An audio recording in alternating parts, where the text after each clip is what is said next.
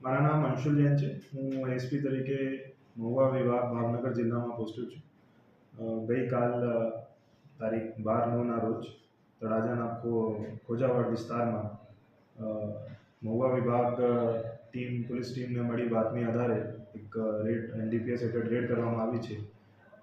જેમાં 2 ઇસમો અને NDPS act હેઠળ નિયંત્રિત પદાર્થો જેમાં અફીણ અને પોસ્ટ ડેટા મળી આવેલ છે. આ 2 આરોપીઓ રાજસ્થાનના ઝાલાવાડ જિલ્લાના રહેણાંક છે અને છેલ્લા અમુક વર્ષોથી અહીંયા આવીને જે નાર્કોટિક્સ પદાર્થ હોય છે એની હેરફેરમાં સંકળાયેલ હતા. આમાં 2 આરોપીઓ અત્યારે પકડવાના બાકી છે, જેના વિરુદ્ધ કાર્યવાહી ચાલુ છે. આમાં ગઈકાલે રાત્રે એનડીપીએસ એક્ટની કલમ 8C, 15B, 17C અને 29 મુજબ ગુનો દાખલ કરવામાં આવ્યો છે. જેમાં કુલ પકડાયેલ મુદ્દામાલમાં 29 કિલો 300 ગ્રામ પોસ્ટડોડા છે અને 8 કિલો 980 ગ્રામ અફીણનો રસ છે. ટોટલ મુદ્દામાલ જે પકડાયેલ છે એની કિંમત 13,29,000 છે.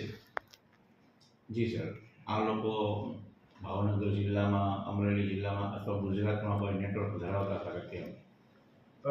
એ જે આરોપીઓ છે એ મૂળ રાજસ્થાનના રહેણાંક છે અને ત્યાંના જે ઓપિયમના કલ્ટિવેટર્સ હોય છે એનાથી ગેરકાયદેસર રીતે એ પ્રોક્યોરમેન્ટ કરતા હતા પોસ્ટ ડોડા અને અફીણના, અને પછી એ સંકળાઈને અહીંયા સુધી લાવતા હતા અને પછી આ વિસ્તારમાં નાની માત્રામાં વેચાણ કરતા હતા. આજે એમને કોર્ટમાં રજૂ કરીને કેટલા દિવસના રિમાન્ડ માંગવામાં આવશે? એની કાર્યવાહી ચાલુ છે. જે યોગ્ય રિમાન્ડ હશે એ માંગવામાં આવશે. જી સર.